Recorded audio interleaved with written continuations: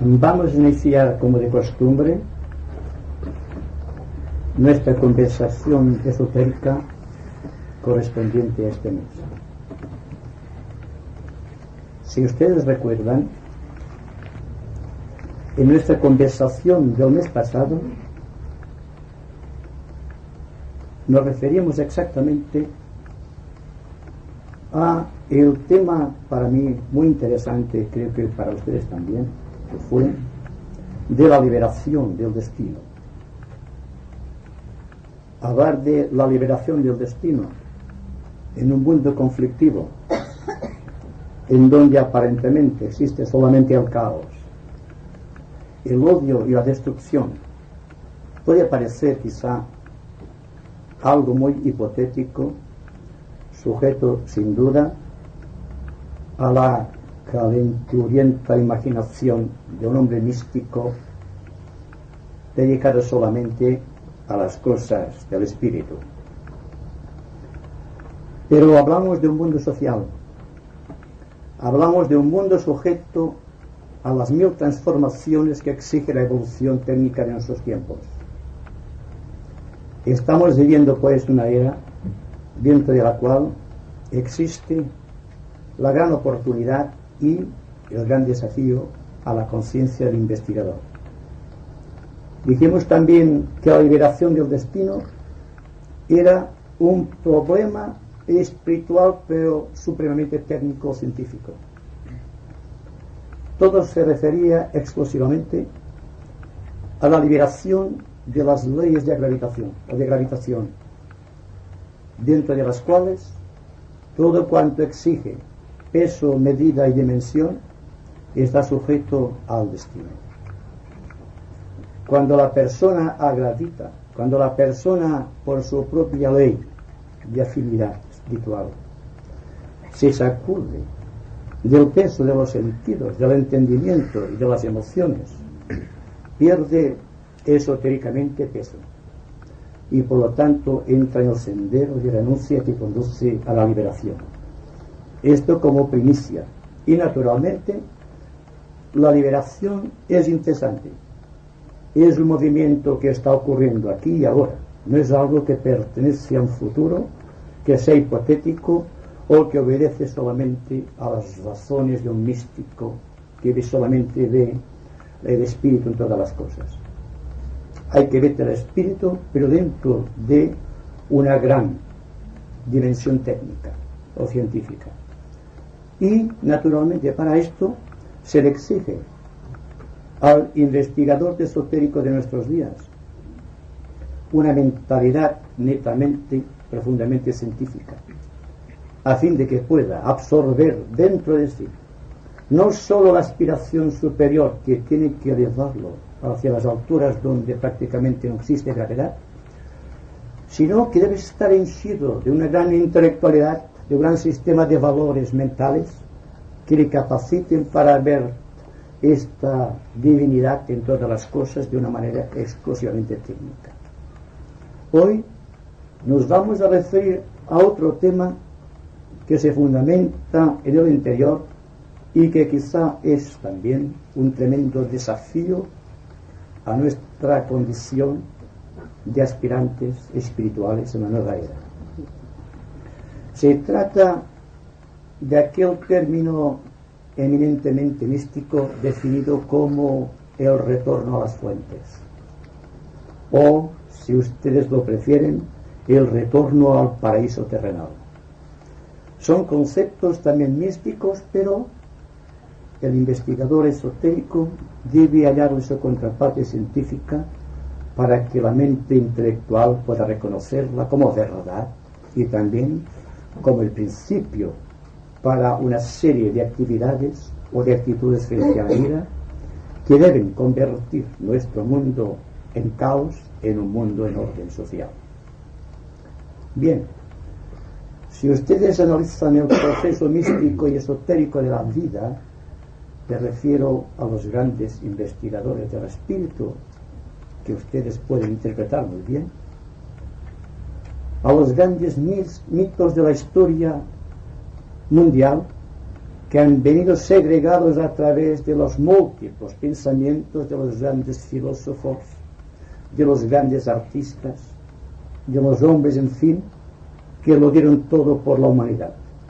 Estos hombres escribieron con símbolos, en arte, en ciencia, en religión, en todas partes y por doquier, aquello que significaba una aclaración de lo que realmente era el hombre, de lo que el hombre pretendía y cuál era el supremo objetivo del hombre.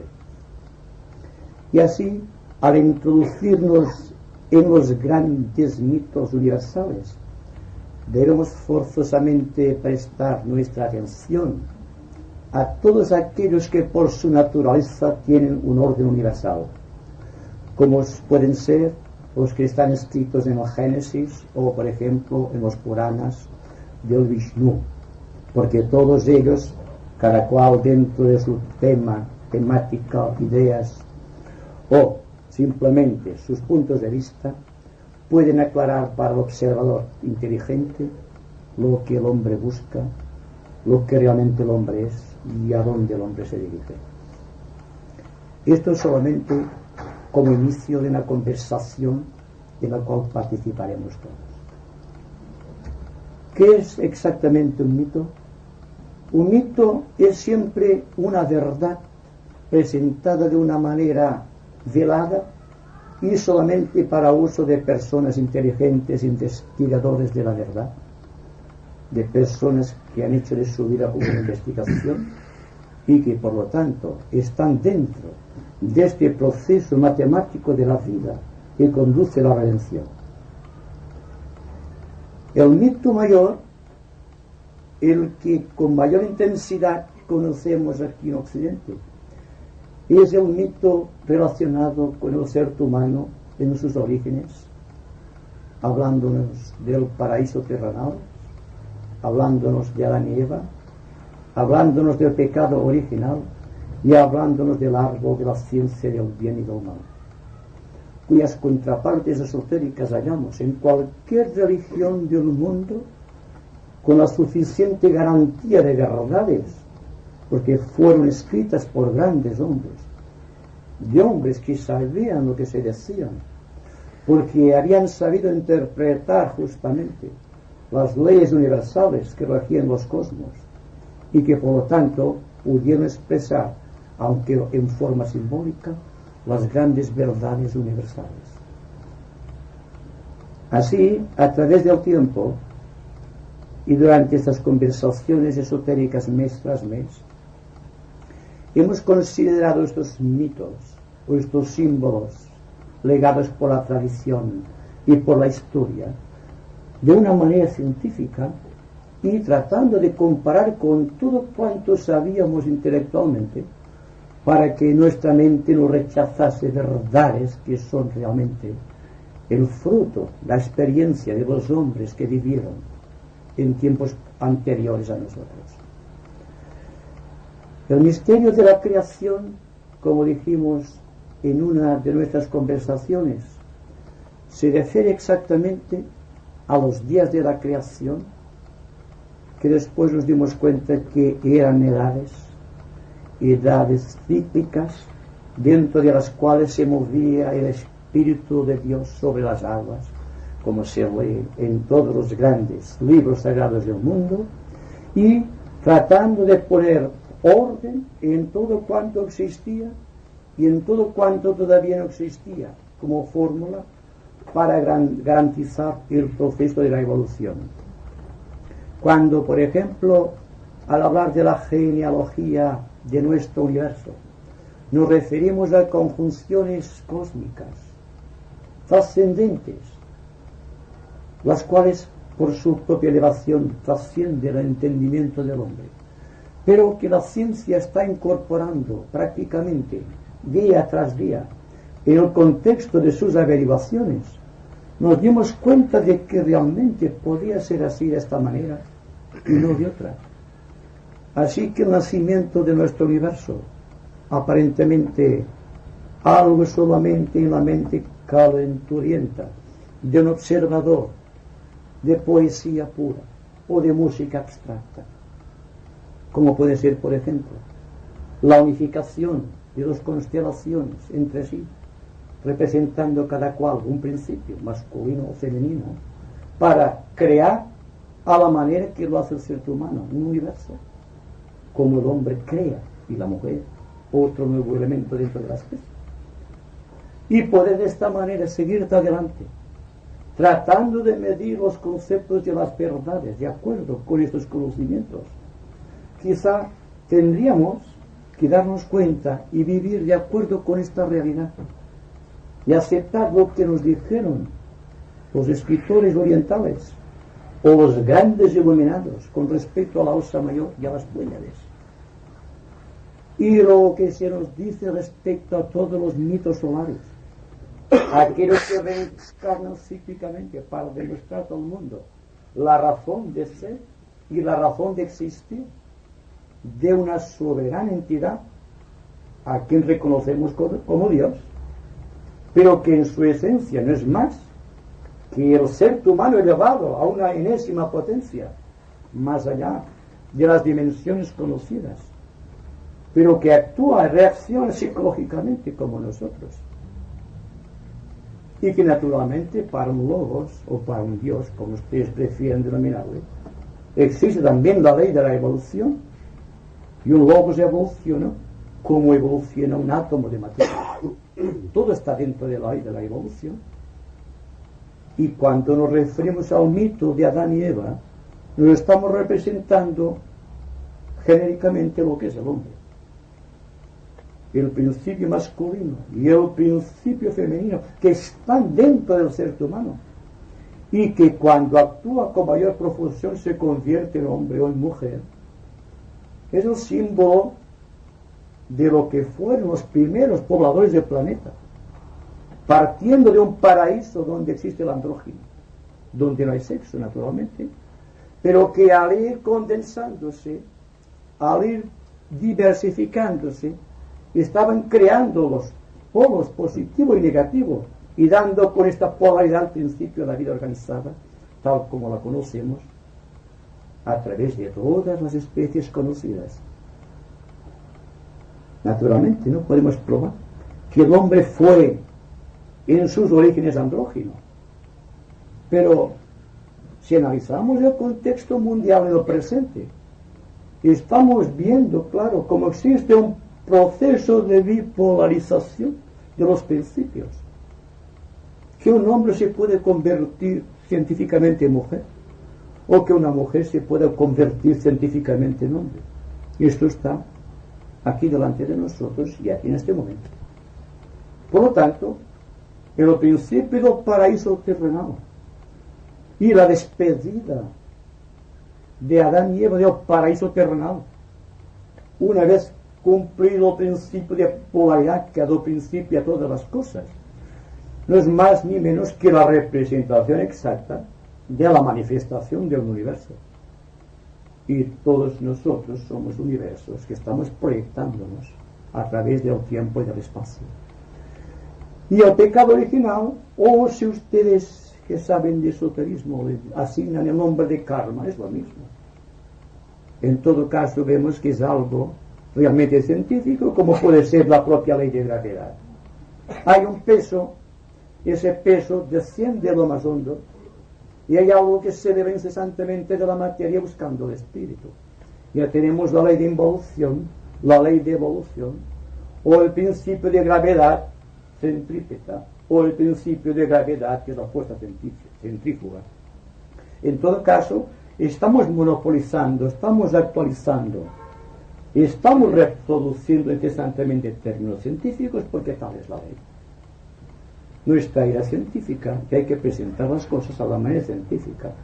Por lo tanto, si ustedes examinan, por ejemplo, el caduceo de mercurio, que ustedes verán en todas las farmacias, que es el símbolo de la medicina, verán la serpiente, doble serpiente, enroscada en un caduceo.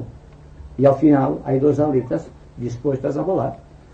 No es más ni menos que el símbolo de la naturaleza esencial del hombre buscando su creador, ascendiendo por la serpiente a través del árbol del Edén, buscando la transformación de la materia en espíritu, de la misma manera que descendiendo del paraíso eternal, el espíritu se convierte en materia.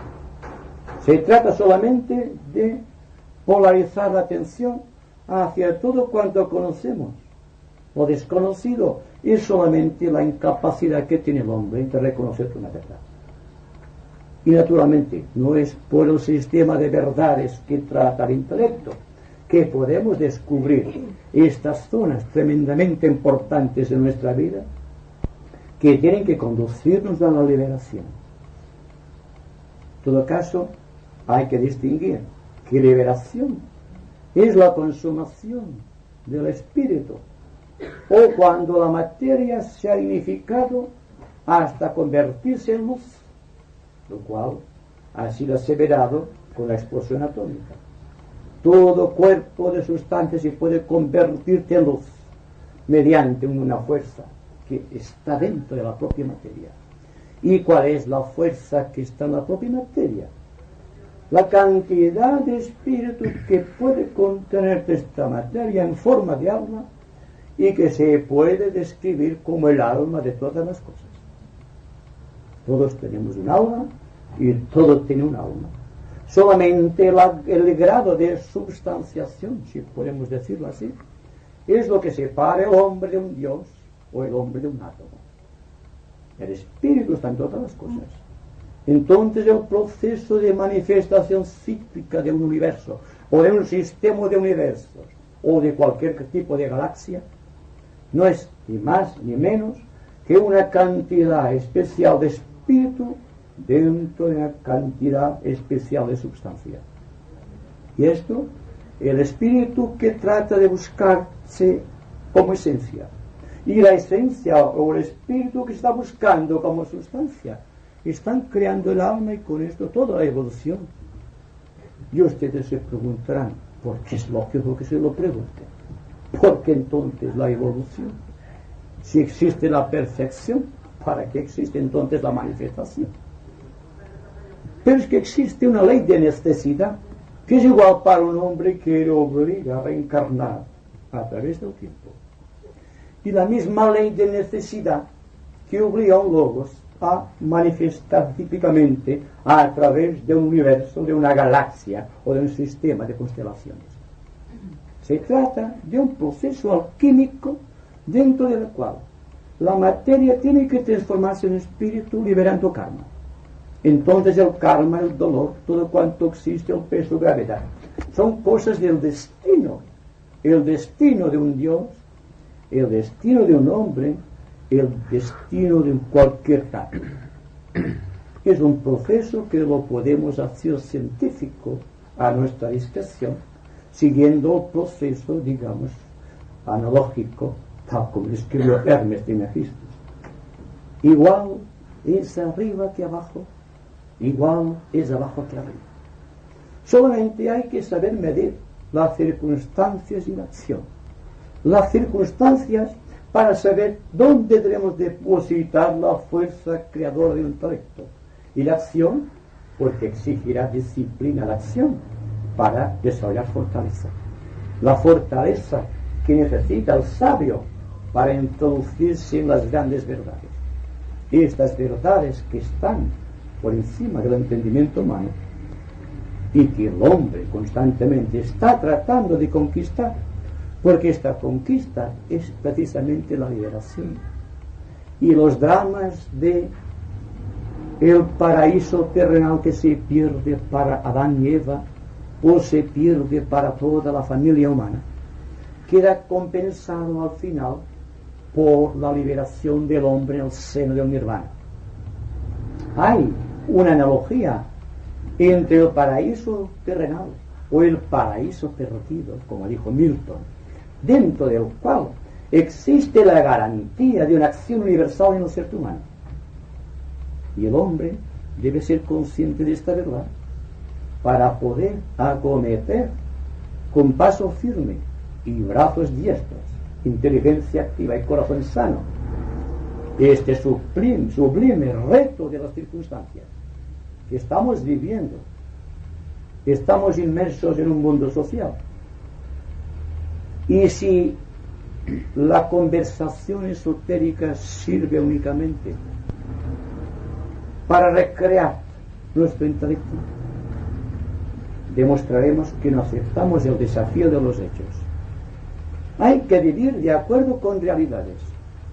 Los mitos de la historia deben transformarse en realidades, algo que podamos depositar en el ejercicio noble de la acción, algo que exige dinamismo, que exige una audacia suprema. Y como tenemos miedo, estamos siempre incapacitados. Si hay que liberarse del intelecto, no para dejarlo para siempre, sino porque el intelecto tiene unos límites, unas fronteras que, traspasadas ellas, existe quizá un nuevo mundo de significados. Pero como el intelecto, por su propia esencia, es conocimiento, se extiende constantemente y en forma horizontal, abarcando el campo de los sentidos, del entendimiento y de las emociones humanas. No es lo mismo buscar a Dios hacia las alturas, buscando o eligiendo el camino más difícil, que es el de máxima resistencia vertical, ascendiendo por esta línea creadora que llamamos Antacarana, o puente de arco iris, que debe traspasar este foso inmenso que existe entre el alma y su creador, entre la substancia y la esencia, entre Arjuna y Krishna. Ya estamos con los mitos de nuevo. Adán y Eva, un símbolo de generalidad, un símbolo de emancipación del paraíso, para ingresar en una forma dual de vida, dentro del cual existe la lucha y el conflicto y el dolor, en oposición al tremendo esfuerzo que se está desarrollando dentro de la propia substancia para crear dentro del individuo las requeridas condiciones que han de convertirlo en un creador. Ya estamos hablando del hombre, del individuo, no del ser gregario unido a otros seres gregarios que constituyen una gran parte de nuestro mundo social.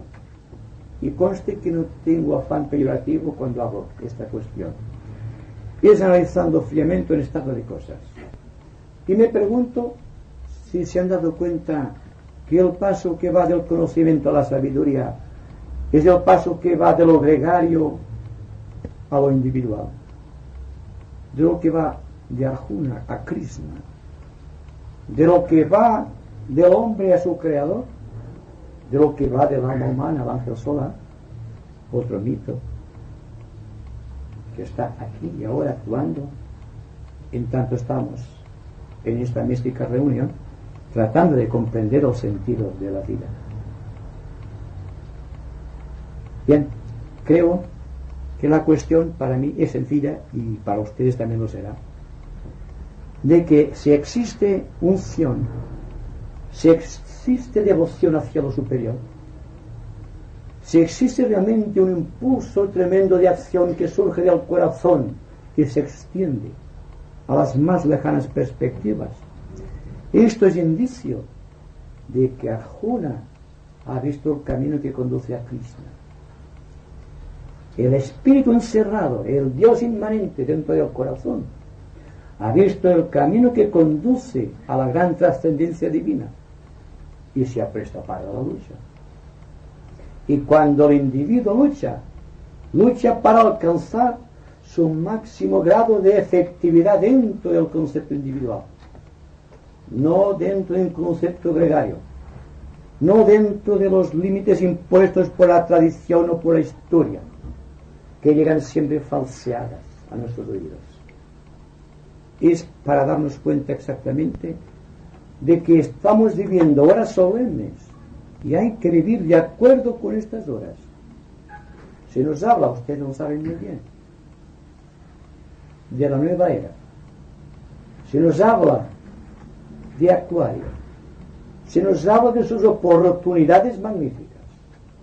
Y naturalmente, como se nos dice que Acuario es una era supremamente técnica, todos pensamos que lo trata un tipo de técnica para hallar el significado real de lo que estamos tratando de realizar. ¿Es esto realmente así? Dense cuenta que les estoy hablando del individuo que busca la verdad, no del individuo que busca una técnica. Y hoy día el mundo está más lleno, más embebido en las técnicas que en amor a la verdad. Así que todo el mundo tiene multiplicidad de caminos a elegir, pero solamente hay un camino que conduce a la verdad. Y este camino que conduce a la verdad es el de la propia singularidad individual.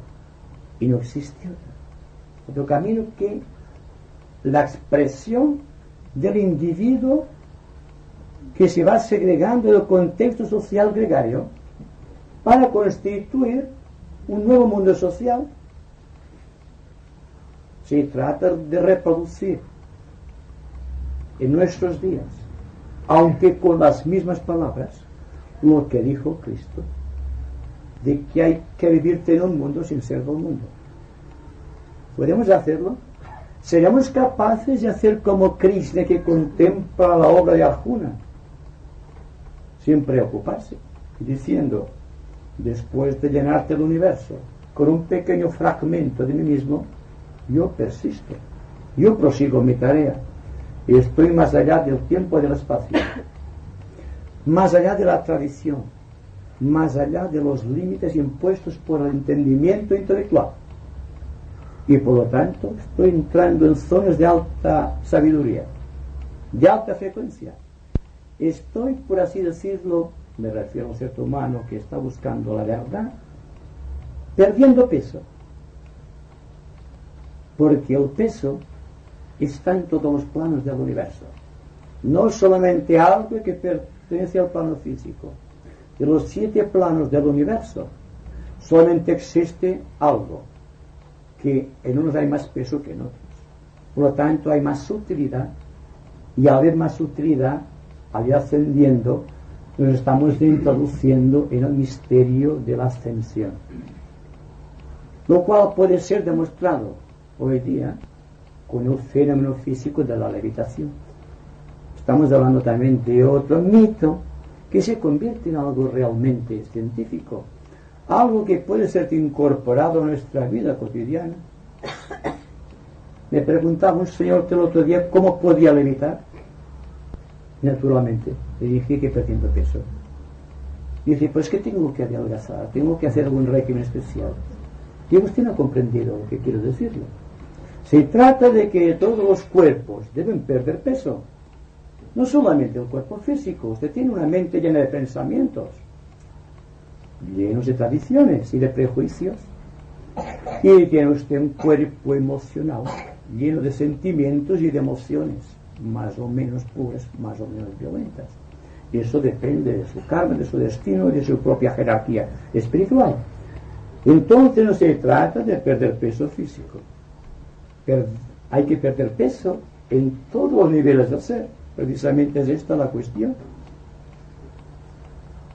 Y esto podemos hacerlo todos, porque el acto creador, que consta de 3 fases, como por ejemplo es una de ellas la introducción de luz en la sustancia de los cuerpos, el segundo aspecto constituye de llegar dentro del contexto del ser, llevando consigo el tremendo impulso original del propio Arjuna buscando a su creador, y después la reconciliación de Arjuna con Krishna, lo cual significa liberación.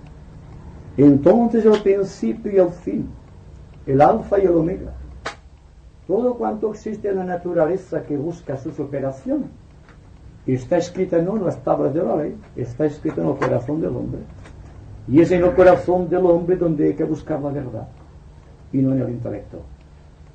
Entramos ya en la fase creativa por excelencia. Hay que buscar la verdad en el corazón y no en la mente. La mente siempre queda limitada en la acción, pero el corazón se propaga por todo el universo, por todo el cosmos. Pero naturalmente nadie ejercita el corazón, solamente ejercitamos la mente. y cargamos la mente de conocimientos. Y cuando el pensamiento está cargado de prejuicios o de ideas, entonces tiene que decidir forzosamente. Yo creo que fue Balmes que dijo que los ángeles ascienden y vuelan porque no tienen peso. Yo creo que en el corazón de todos los hombres existe un ángel que exige redención.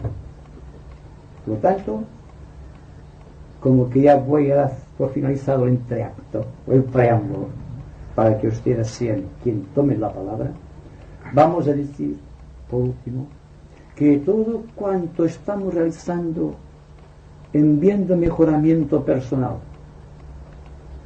sin adoptar un género de disciplina para adquirir este mejoramiento, sino por la fuerza misma del Espíritu Creador que está en nosotros. Y cuando aceptamos noblemente el desafío de los acontecimientos, de los hechos y de las circunstancias, y cuando empezamos a ver a todas las personas como seres humanos igual que nosotros, y a reconocerlos como almas y no como entidades separadas, entonces hay la posibilidad de que Krishna se reúna con Arjuna y lo tome de su brazo y le acompañe a la acción creadora. Existe la posibilidad de que la substancia que está creando nuestros mecanismos de expresión estén integrados, sin peso, llenos de luz. Y existe la posibilidad de que ascendiendo, volvamos de nuevo al paraíso terrenal. Por eso estamos aquí, me parece, ¿verdad?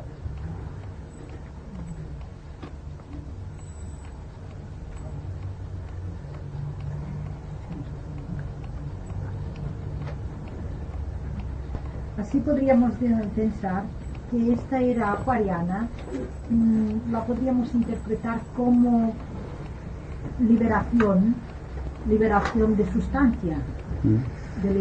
sustancia, incluyendo un poco, como has nombrado un poco también, así como de astrología, incluyendo las energías de Urano como verdad y como liberación, como justicia.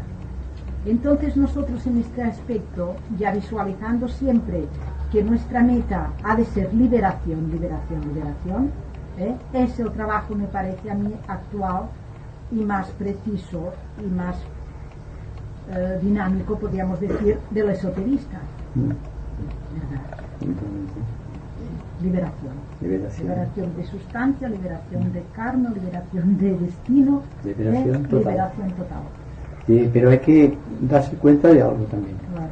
Que la liberación no se obtiene a cambio de una disciplina impuesta al yo personal. ¿Qué es lo que fatalmente ocurre en nuestros días?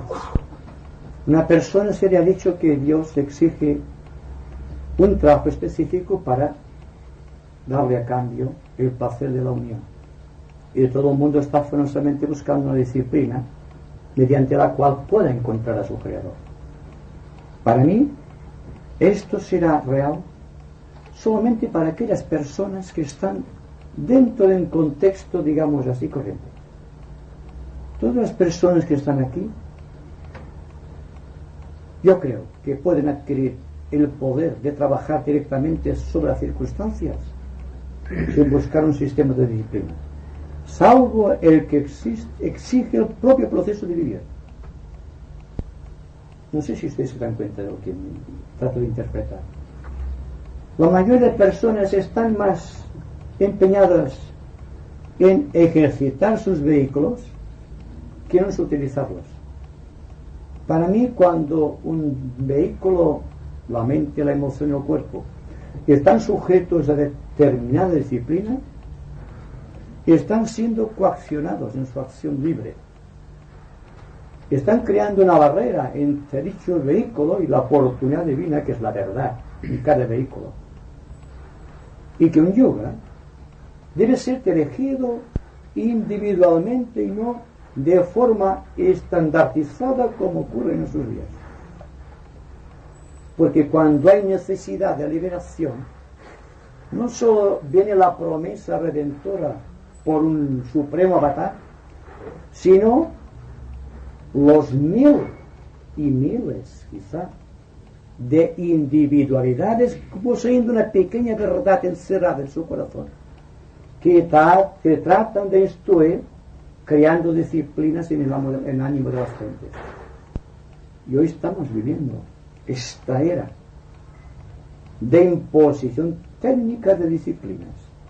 Y se habla muy poco del corazón y de la verdad, que para mí es la esencia suprema de la vida. Dense cuenta únicamente de algo que pueden comprobar. Cuando ustedes están siguiendo atentamente, con toda la intensidad del ser, cualquier circunstancia, esto es una circunstancia, el yo se libera, el yo desaparece, la mente queda vacía, creadoramente vacía, y el corazón casto. No piensan, no sienten, están atentos simplemente. Y esa atención es perfecta sabiduría. Y está en el corazón. No es la comprensión intelectual de una verdad. Es el regocijo de haber descubierto la verdad. ¿Se dan cuenta? Y lo están realizando constantemente, aparte de toda disciplina impuesta por la razón o el intelecto. Si se dan cuenta de esto, forzosamente tendrá que existir un cambio drástico de actitud con respecto a todo cuanto nos rodea y con respecto a nuestras pequeñas concepciones de la verdad. No podemos limitar la verdad condicionándola a una disciplina, porque tal como hemos dicho en varias ocasiones, donde hay disciplina no hay pureza, y donde hay pureza no existe disciplina. Es algo consubstancial con el anhelo supremo del ser, de realizar, de vivir, descubriendo constantemente a Dios en todas las cosas. Y ahí está el hilo misterioso de la verdad que al hombre lo convierte en un ser fraternal. Ahí está el principio y el fin, el alfa y el omega. Es la serpiente que se muerde en la cola. Krishna y Arjuna son la misma cosa, solamente lo separa el velo del tiempo. Y si ustedes pierden de vista el tiempo, ustedes son Arjuna y ustedes son Krishna. Están realizando la suprema obra creadora del universo. Se están convirtiendo realmente en ángeles, como decía el poeta. Entonces, Adán y Eva es el símbolo de nuestra dualidad, la esencia y la sustancia, la materia y el espíritu, la lucha. Adán y Eva son el principio de creación. No puede existir creación si no existe dualidad. No es realmente que el uno sea el espíritu y el otro la materia, sino la conciencia que trata de despertar el espíritu en todas las cosas. Y naturalmente tiene forzosamente que dividirse la unidad para crear el campo de diversificación y hace posible todo cuanto existe. Estamos dentro de un campo de polaridad. Estamos creando campos magnéticos constantemente. Y cuando la persona encuentra un campo magnético parecido al suyo, siente regocijo. Y cuando encuentra algo que no está en su ley, lo rechaza inconscientemente. Y esto pertenece tanto al contexto del hombre y al contexto de la mujer. Adán y Eva solamente son el símbolo de la generación de las especies, no solamente de los seres humanos, sino de todas las parejas del universo, incluidos los insectos y los más pequeños átomos. Todo es de la propia ley. Lo que se precisa solamente que es que nos demos cuenta de que la polaridad que lleva consigo aparejada toda la manifestación de luz que llamamos universo, llega un día dentro del corazón humano, habla del corazón místicamente hablando, que nos lleve de nuevo hacia arriba, hacia el paraíso perdido. Y a esto yo le denomino retorno a las fuentes, o el retorno al paraíso terrenal. La serpiente ha cumplido su obra, ya no está enroscada en el árbol, sino que está mordiéndose la cola. El principio y el fin, el alfa y el omega, están equilibrada. Y cuando la ciencia se dé cuenta de esta realidad, porque el esotérico es un visionario, percibe las altas verdades, pero quien debe aplicarlas somos científicos. Cuando los científicos se den cuenta de que la luz es de misterio, no es el resultado de un choque, sino de un perfecto equilibrio, ya están en el camino de descubrir sus causas fundamentales, lo cual todavía no ha sido posible.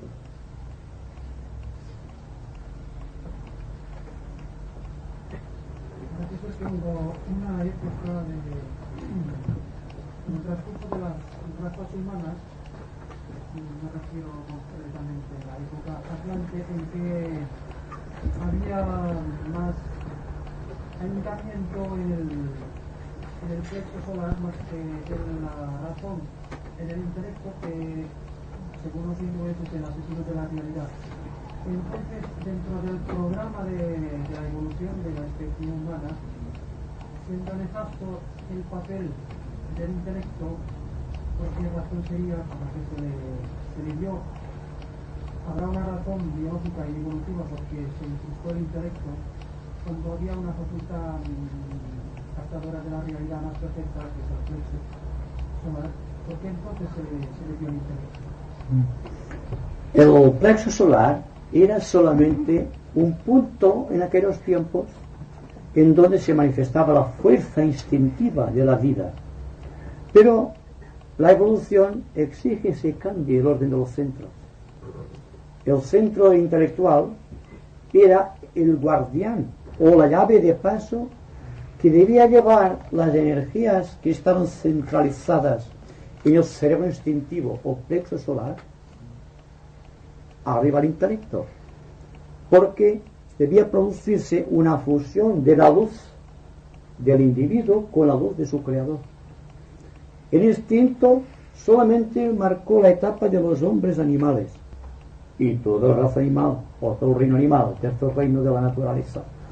En tanto que el individuo, el ser humano, debido al, ya lo saben ustedes, al concurso de los ángeles solares, ascendió la fuerza que estaba creando el origen instintivo de los animales, que sabían exactamente lo que debían hacer, hacia el corazón del individuo o hacia la vida espiritual, y por lo tanto el puente estaba en el intelecto o en el centro ajna, que es donde inicialmente los ángeles solares depositaron sus larvas. Así está escrito en el Mahabharata.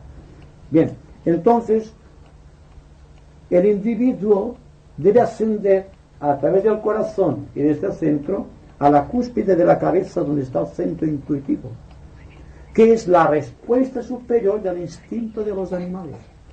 Pero el hombre, el ser humano en cierto estado, no va a regir su vida instintivamente para saber lo que debe comer o cómo debe reaccionar en forma biológica, como ocurre con el reino animal, sino que la misión del instinto humano, hablo en sentido creador, es descubrir la propia verdad de su procedencia. Y entonces el paso que va del plexo solar al intelecto es obligado. Aquí se ven las cosas, y aquí arriba es la sabiduría que las santifica. Entonces el animal desarrolla el plexo solar y la posición del animal es horizontal, dense cuenta. Y el hombre que intelectualiza demasiado también tiene una tendencia a particularizar mentalmente sus impresiones y se está perdiendo en el laberinto de las ecuaciones mentales. Pero el individuo, cuando va trascendiendo progresivamente la ley de los instintos del plexo solar a través del control de la mente, y va haciendo que la serpiente enroscada a través de la columna vertebral, que es el árbol de la ciencia del bien y del mal, llegue a culminar arriba en la cabeza, entonces se convierte en un ser intuitivo. La intuición, el desarrollo del centro coronario, representa para la humanidad evolucionada lo que representó en los animales la creación del centro instintivo. ¿Me he hecho comprender?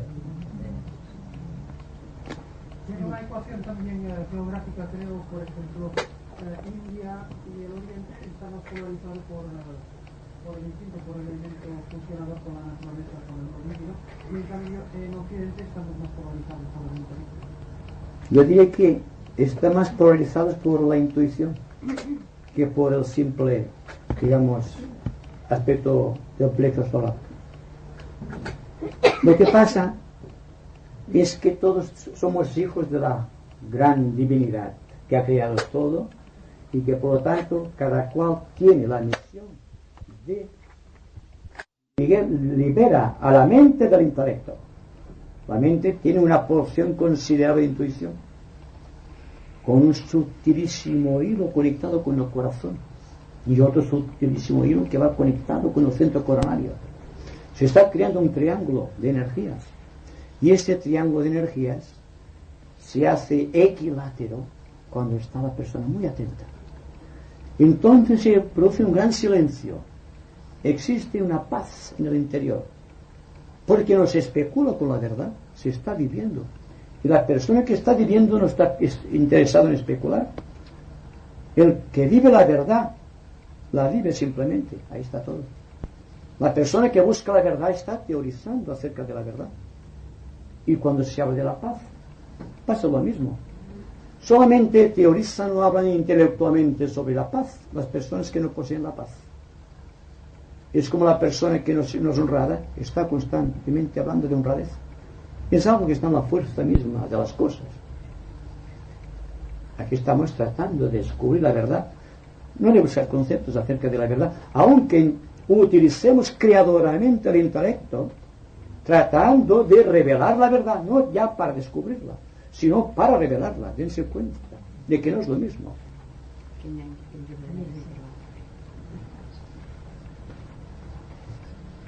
¿Cómo se puede asegurar que la verdad de los idealistas es la verdadera verdad? Yo no sé cuál es la verdad de los idealistas. Si me lo dices. ¿La verdad que nos habla usted? No, yo no hablo de ninguna verdad. La verdad es la verdad, no pertenece a una fracción. Si yo ahora estuviese diciendo la verdad es esto, sería mi verdad, la verdad de un idealista. Soy un idealista, desde luego. Pero nunca hablo de la verdad. A menos en términos personales. Hablo de la verdad absoluta. Cuidado. Soy drástico en esta cuestión. Estoy hablando de la verdad cósmica. No hablo de un sistema de verdades apoyados en la mente. No hay una verdad para el filósofo, una verdad para el científico, una verdad para el artista, una verdad para cada uno de ustedes. Hay una sola verdad, hay un solo camino y muchos caminos se conducen a ella. Pero cada cual debe elegir su propio camino. Y cuando se encuentra la verdad, digo yo, ya no habla de la verdad. Yo estoy teorizando sobre algo que todavía no está en mi corazón. Pero es intuitivo el sentido que le doy. No es que yo soy un idealista que está presentando un sistema de verdades o le está hablando de ciertas verdades. Y estoy tratando únicamente de expresar a través de una persona, de un individuo, aquella verdad que es absoluta. Y por esto, si la persona consigue la verdad, seguramente que nunca hablará de verdad. No sé si me comprende. Es que cuando nos habla del mito del bien y del mal, el bien es la verdad. El bien y el mal es la verdad. El nacimiento y la muerte es la vida. No decimos el nacer y el morir como algo separado de la vida. Yo no digo que la verdad sea parte de otra cosa, es la verdad. Se manifiesta de múltiples maneras.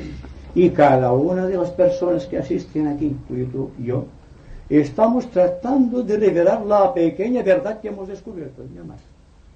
Ahora, el mal está cuando la persona que ha conquistado una parcela de la verdad está teorizando sobre ella. O está diciendo mi verdad es la verdad. Aquí está. Pero es una persona que dentro de su humildemente, dentro de su comprensión de la verdad, dice, la verdad está más allá de todo. Entonces no se teoriza acerca de la verdad. Está más allá de todo. Es Dios. Y el que teoriza sobre esto está creando una imagen muy deformada, porque no hace ni más ni menos que traerte a Dios al fondo del corazón y diciendo, es así. lo cual no es verdad. Porque Dios es como es y no como soy yo. Es esto simplemente. ¿Podrías definir un poco más la palabra mal para que lo comprendan? Sí, eso está bien, pero yo digo, la verdad es así, pero ¿qué me puede llevar a mí a la verdad superior a mi verdad?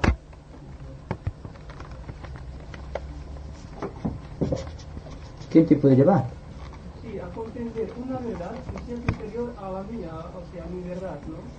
Solamente el hombre es capaz de descubrir la verdad. Nadie puede llevarnos una verdad más grande que la nuestra, porque en nosotros está toda la verdad. Y si alguien tiene que darnos una verdad más grande que la nuestra, es que negamos la propia verdad. La verdad, Dios, Cristo está en el corazón, ¿verdad? Templo místico. Entonces, la imagen que nos da de Cristo cualquier religión, para mí será una negación si Cristo en la totalidad está dentro de mi corazón, empleando un término místico. En tanto que si la persona descubre un día que Cristo, Dios, o la verdad está en su corazón, ya no pregunta nada más. Tratará de descubrir parcelas cada vez más grandes de este Dios que es total en él. Y es esto lo que se define místicamente como el sendero de acercamiento a la verdad, con todas las disciplinas, bien o mal empleadas, que están hoy día enseñoreándose del corazón de los seres humanos. Es decir, nadie nos puede llevar más que a verdades relativas. Y para hallar las verdades relativas existen los templos y los santuarios, y existen los sistemas de entrenamiento espiritual, y existen los sistemas de verdades que cada cual ofrece a cambio a veces de dinero. Pero esto es falso, porque el único camino, tal como dijo Cristo, yo soy la verdad, yo soy el camino, yo soy la vida. Son tres afirmaciones que cada cual puede aplicarse si es verdad que Cristo está en el corazón. Entonces, si yo quiero poseer una verdad más grande que la mía, es que estoy negando a mi propio Dios interior, que es total, que es absoluto.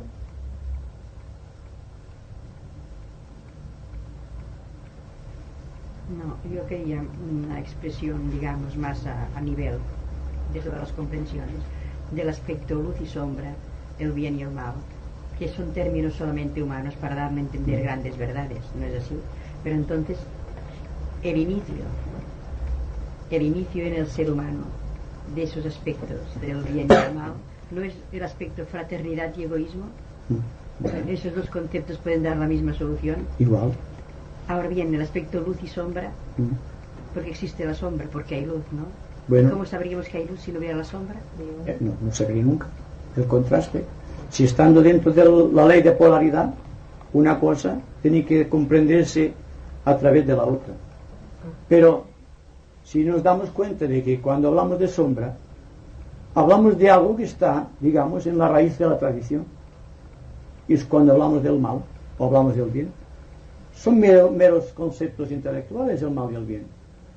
Porque aquí en Occidente nos parece mal, y en Oriente puede parecer bien, o viceversa. Es cuestión de enfoque, de punto de vista.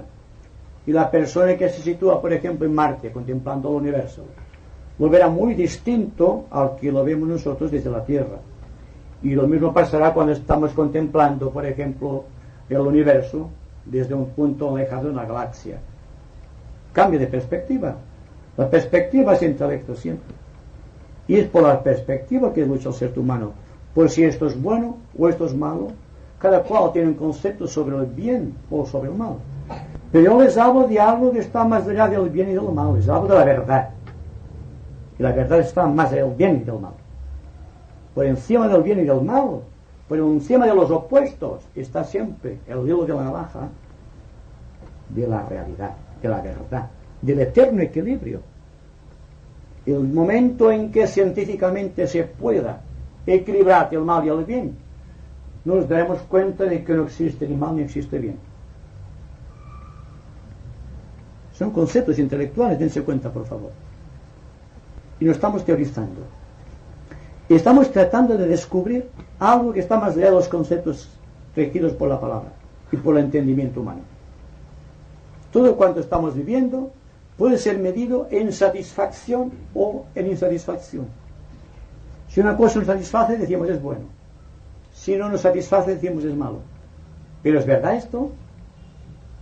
Las cosas deben ser buenas, en todo caso, por el grado elevado de esencia, de verdad, que podamos descubrir en ellas.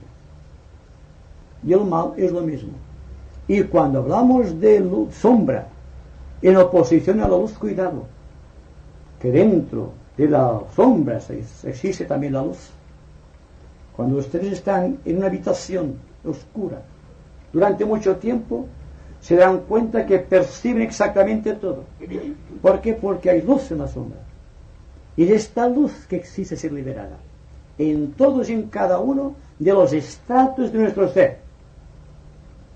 Y cuando todo esto se ha realizado, cuando Alfa y Omega han llegado a su cumplimiento, cuando el principio y el fin están creando un círculo que se manifiesta como equilibrio, entonces descubrimos que todo es lo mismo, que no existe ni principio ni fin, que existe solamente un reconocimiento o un no reconocimiento de la verdad, prescindiendo del bien y del mal, que siempre son cosas de los sentidos y del entendimiento intelectual.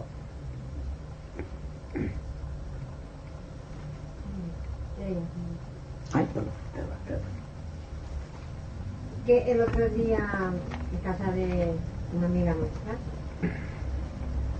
nos estaban diciendo que Cristo nunca habló de reencarnación. ¿Puedes decir algo sobre eso? No. ¿Y para qué tiene que decirlo? La verdad está más allá de estas cosas. ¿Qué es la reencarnación? Cuando aquí estamos sufriendo y nuestra mente, nuestro corazón angustiados, no acaban de ver un camino claro y no existe tiempo material para recorrer el camino que nos falta recorrer, hallamos la solución en la próxima encarnación y dejamos de luchar. Es la evasión de las personas timoradas. La verdad, que es la vida, está más allá de la muerte. Y la reencarnación está hablando de la muerte. Ahora bien, esto no es que niegue la reencarnación. Estoy jugando con las palabras, tratando de demostrar que lo que interesa es descubrir la verdad, porque la verdad está en todas las cosas. Y si la reencarnación es una verdad, tendrá que revelarse progresivamente en nuestro corazón. Estamos tratando siempre de intelectualizar y por lo tanto constantemente estamos esquivando el bruto, como vulgarmente se dice. Para mí existe solamente una mirada de frente, audaz, serena y humilde al propio tiempo, que trata de descubrir todo cuanto mensaje lleva encerrado un momento en que estamos viviendo. ¿Acaso no es un mensaje esto que estamos viendo ahora?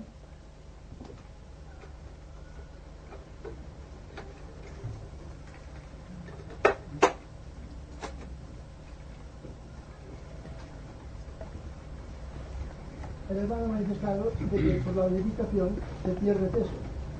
Debemos de perder peso. Ahora bien, al perder peso, es equivalente de que ese peso lo adquirimos por el pensamiento o la visión de las cosas que nos atraen.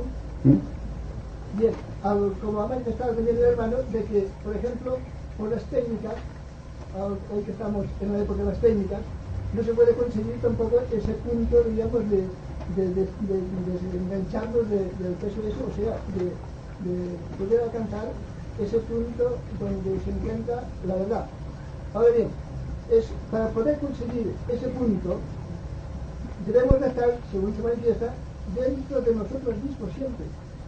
O sea, para no despistarnos, para no perder el punto inicial de comunicación con el universo. ¿Qué sistema puede, o sea, de qué manera se puede estar uno siempre dentro de sí mismo? Usted está tratando de que le dé una disciplina, lo cual no puede hacer. Porque se hay negar todo cuanto he estado diciendo hasta aquí. Yo digo una cosa.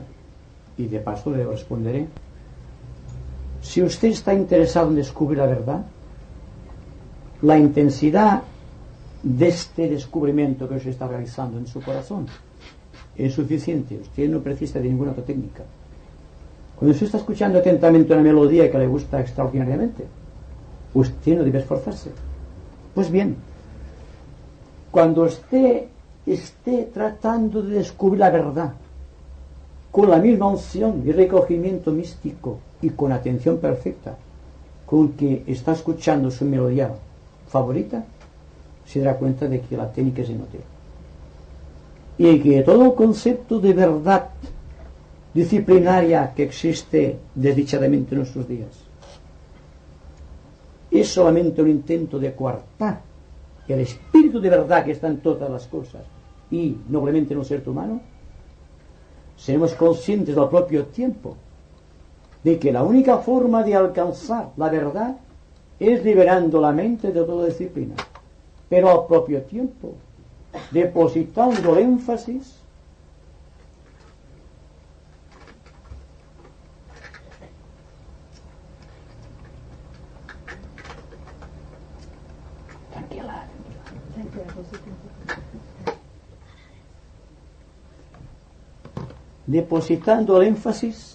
únicamente en la atención. Una palabra aparentemente sin sentido para algunos, pero me pregunto cuántas veces durante el día estamos atentos, cuántas y cuántas cosas pasan ante nuestra visión mental o dentro del campo perceptual de los sentidos sin que le prestemos atención. Dicho de otra manera, prestamos atención únicamente a aquello que nos gusta, como si estamos con aquello conflicto del bien y del mal, como si aquello que no nos gusta no fuese un mensaje también de la verdad. Entonces la verdad brota espontáneamente como la fuentecita de los bosques, espontáneamente, cuando la persona realmente está interesada en descubrir la verdad. No está dispuesto ya más a aceptar normas ni disciplinas. No está dispuesto ya más a seguir la opinión de otras personas.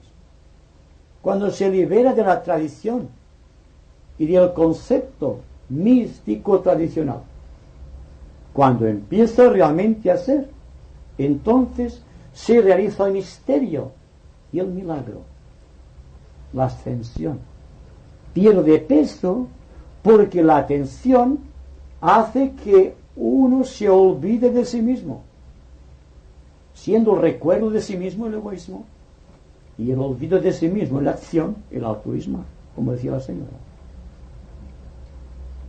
Así en resumen, por ejemplo, estar atento al toque de la conciencia y obedecer en ella es donde se puede encontrar la base fundamental de ese contacto divino que todos deseamos. Usted experimente, porque usted está diciendo ¿es esto? Y yo no se lo voy a decir.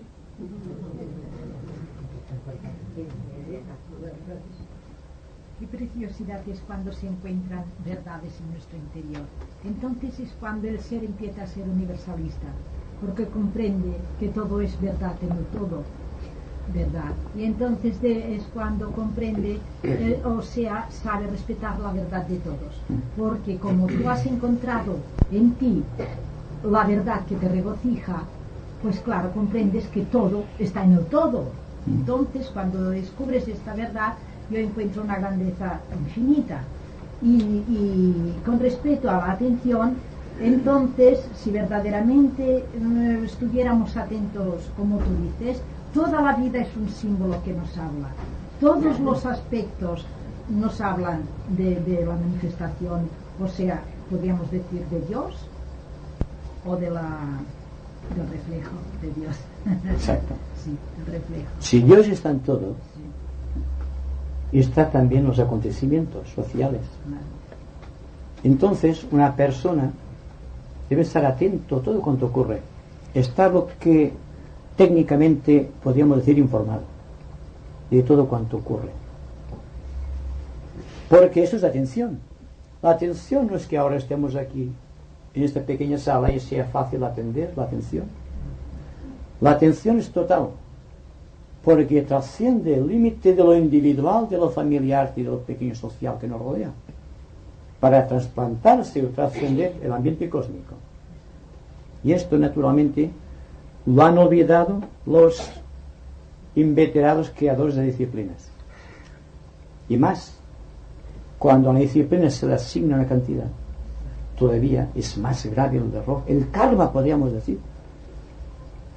Porque no puede haber componenda entre el hombre y Dios, siendo que el hombre es Dios, en esencia, limitado solamente por la substancia de sus cuerpos expresivos. Si introducimos a través de la aspiración superior, manifestada en forma de atención, un contenido cada vez más sutil a nuestros vehículos, estos perderán peso. La mente no se sentirá ligado al intelecto, aunque podrá utilizar el intelecto simplemente para expresar verdades. Tampoco se sentirá ligado al corazón, porque las emociones violentas no tendrán cabida en él, debido a que parcelas cada vez más prodigiosas de sentimiento creador y están introduciéndose en el corazón y están haciendo que reconozca la verdad en cada cosa y en cada situación. Y cuando se ve reflejada la verdad de tu corazón en la verdad de todos los corazones, entonces somos fraternales, no antes. Y estamos cansados de emplear términos como Dios, fraternidad, verdad, suntuosidad máxima, aspiración, de una manera simplemente emotiva o intelectual. Hay que prestarle todo el alcance del movimiento mental a la búsqueda de la verdad, y el corazón debe asentir, debe estar dispuesto a darlo todo. Es la única manera en que el hombre se hace fraternal. Entonces, permítame un momento, el ser debe de ser un continuo revolucionario, al no querer ligarse a las tradiciones y a las emociones y cosas así, es decir, un continuo revolucionario. Es un revolucionario en todos los órdenes. Pero, cuidado. Sí, cuidado. Hay que decirlo todo. Cuando hablamos de revolución, enseguida surgen los partidos políticos de lucha. No, la verdad es una revolución incesante, porque dense cuenta de una verdad, está convirtiendo en luz cada uno de los átomos de sustancia que constituyen nuestros vehículos expresivos. Que cuando hablamos de transfiguración, diremos, esto es de la Iglesia Católica. Pues es que la Iglesia Católica está diciendo verdades, lo que no sabe explicarlas quizá, o no quiere explicarlas. Pero la transfiguración es incesante cuando estamos muy atentos, estamos transfigurándonos. Porque no estamos aferrados a la tradición, ni al dogma, ni al prejuicio. Estamos viviendo. Hay algo más noble que el vivir. Esto es lo que hace vivir. Si vivimos intensamente, no hay intelecto, no hay emoción que nos paralice. Existe en todo caso una abertura de conciencia tan formidable que nos hace presentir la vida divina en nuestro corazón, y un sentimiento tan integrador dentro del corazón que hace que realmente podamos escuchar la música de las esferas.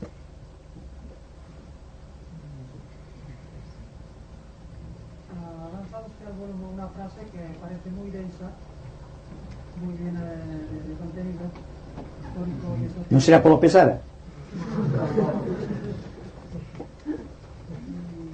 Sería la manera de desglosarla un poco, ¿no? La serpiente ya no está enroscada en el árbol, sino que se muerde la cola. Sí. ¿En qué sentido es esa? Pues bien, es una fórmula alegórica o, digamos, simbólica de describir cuando el principio y el fin se han unido. Es decir, que el universo tiene un principio y tiene un fin, como se nos dice. Pero hay algo que no tiene principio ni fin, que es la vida.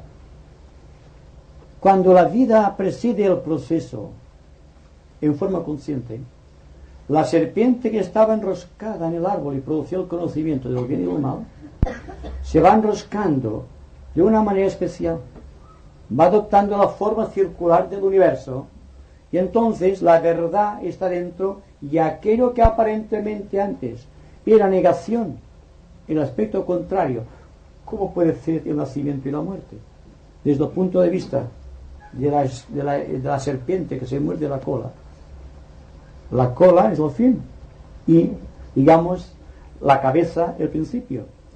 Cuando la cola y la cabeza están juntas, entonces la vida ha triunfado.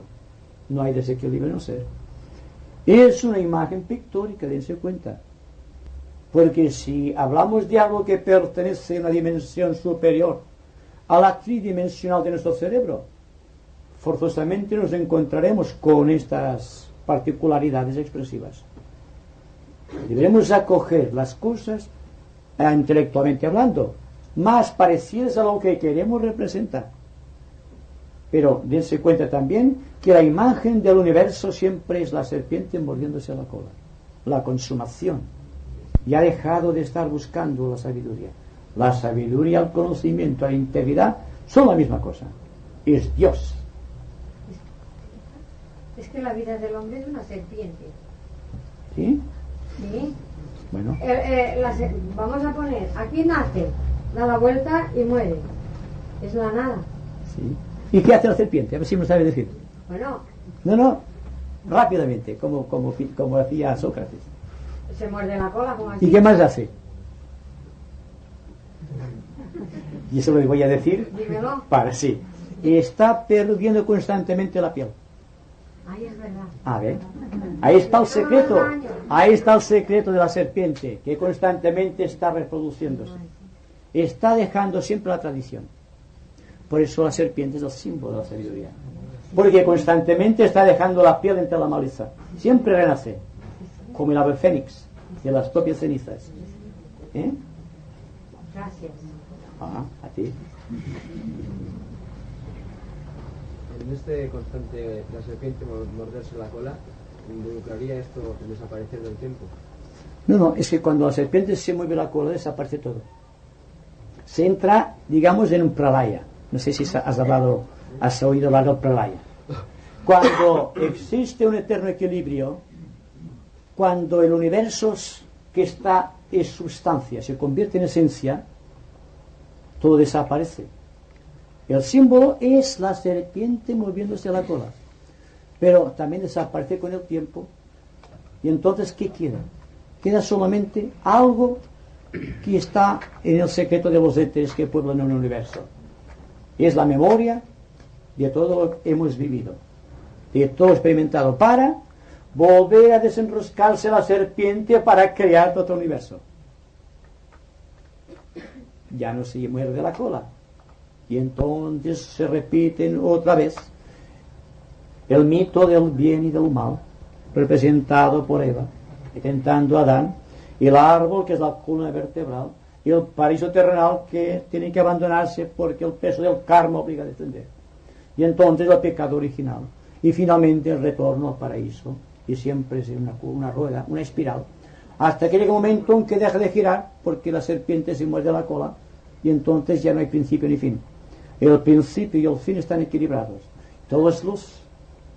Cuando existen ahí en este momento, en la luz que vemos, en que el principio positivo y negativo están perfectamente equilibrados. No están en oposición ya. Están equilibrados. Krishna y Arjuna son la misma cosa. Adán y Eva son la misma cosa, y todos los seres humanos se han convertido en andróginos. Gracias a Dios, para siempre más, el sexo ya no tiene importancia. En cambio, tengo entendido, los devas no están dentro de la onda del bien y del mal. Esto ya es para una conferencia especial. Hablar de los ángeles aquí y ahora ya. Sí, pero es verdad, porque un ángel... Un día hablaremos de los ángeles si os interesa. Porque puede ser un tema muy sugestivo y debe entrar cada vez más en el amplio margen de lo científico. Pues un ángel, naturalmente, no tiene peso, es andrógino. Y naturalmente se nos habla de los intermediarios y de todas estas cosas que se nos dice en forma, digamos, mística. Pero quizá en la vida de los ángeles hallaríamos el secreto de la electricidad. Y la ciencia, ¿cuándo decidirá la ciencia penetrar en el mundo de los ángeles? O de las fuerzas elementales de la naturaleza. Eso podemos hacerlo en otra sesión, en otra conversación. Si interesan los ángeles, es igual. Pero, como siempre, analizaremos en forma de energía y en forma de fuerzas. Los ángeles más que la forma que adopta la energía cuando debe convertirse en sustancia.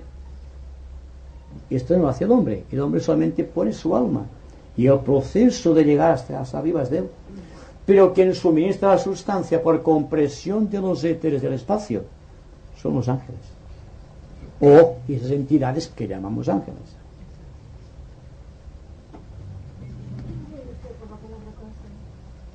Corazón. Cuando hablas de la mente y el corazón. Sentimiento creador.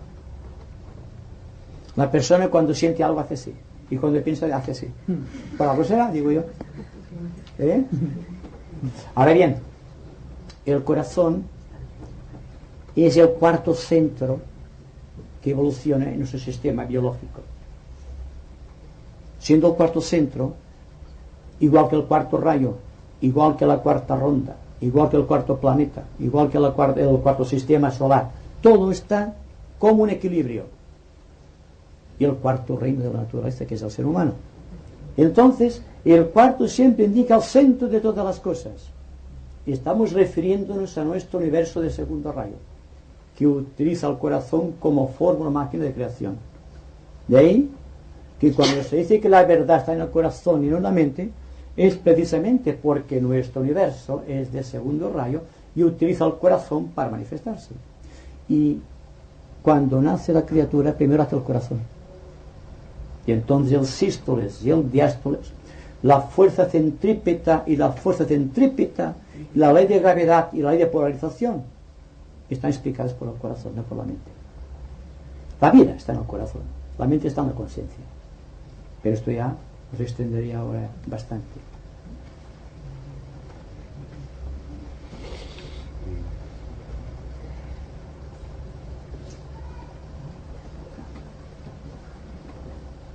A ver si puede usted contestarme una pregunta de qué relación tiene la mente y la memoria. Usted acaba de decir que cuando hay esa periodo de disolución, de creación, ¿no? Para vaya, ¿no? Sí.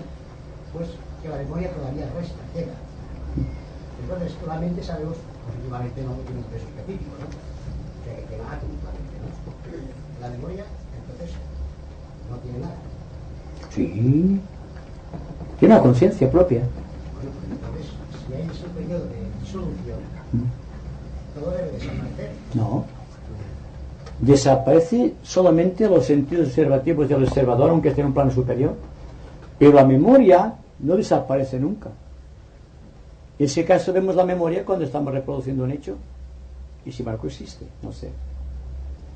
La facultad que tiene el ser de memorizar es porque dentro de su propio ser está una conciencia que solamente se limita a archivar memorias.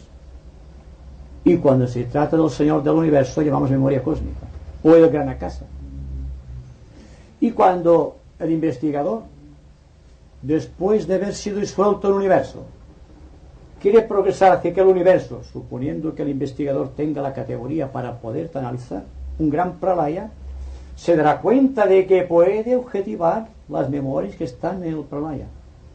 Y están en gestación y suspensión para crear el cuerpo material de Arjuna, para manifestarse a través de los éteres en forma de un universo, o a través de un cuerpo humano para crear el drama de la acción kármica. Pero todo es lo mismo. Y con el tiempo nos daremos cuenta de que la memoria es una entidad psicológica que está dentro de nosotros y que cada uno de los cuerpos que compone nuestra estructura psíquico-biológica tiene una conciencia particularizada, como la tiene el cuerpo físico, que sin que me dé cuenta está haciendo esto o lo otro.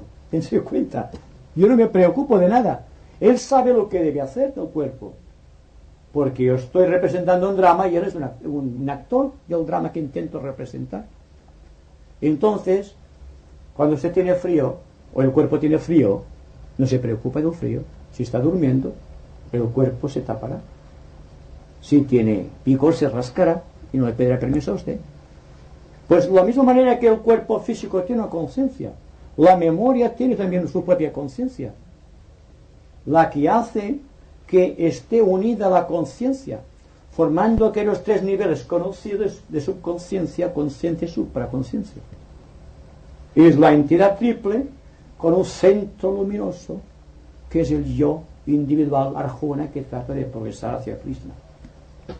No sé si me he explicado, pero es una cosa que necesita una gran observación, una gran percepción y una profunda atención. Estamos interesados en descubrir, y no quiero cansarles más, la verdad.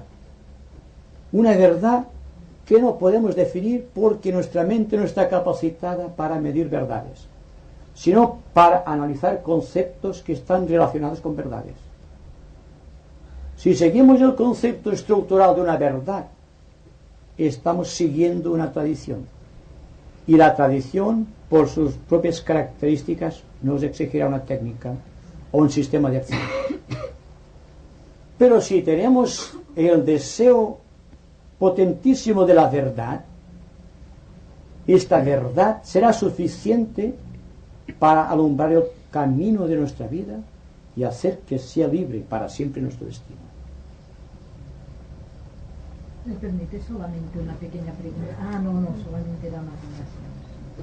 Bueno, hablando de la conciencia, pues yo creo que la conciencia no se puede perder, porque entonces no serviría de nada haber vivido. Y creo que la conciencia es lo único que puede unir la conciencia individual con lo cósmico. O sea, es cuando esta unión llega, la conciencia individual con la cósmica, es entonces cuando se produce la sensibilidad por sabiduría. ¿No? Claro, yo no he dicho que se perdiese la conciencia.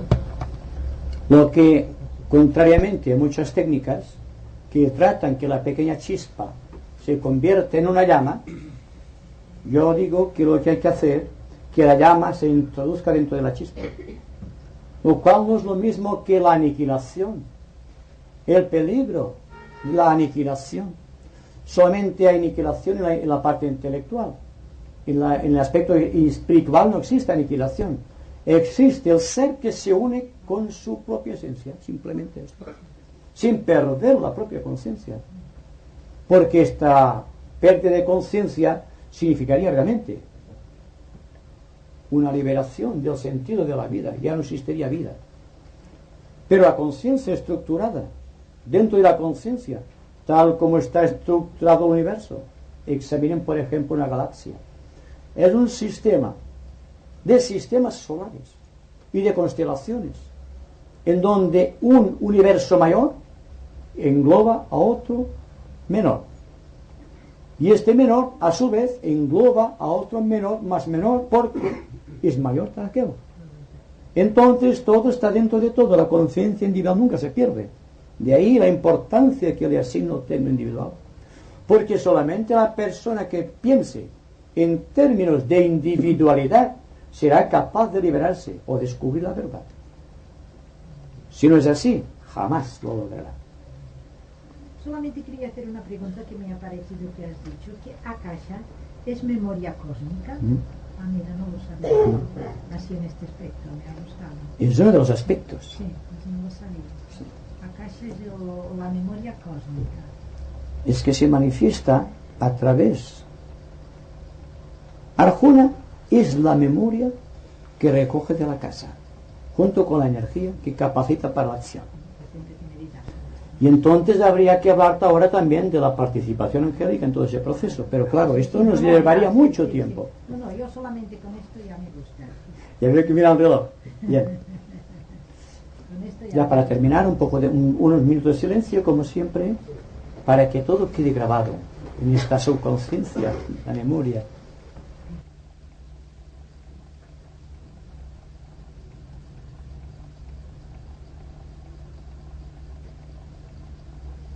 Muchas gracias. Gracias.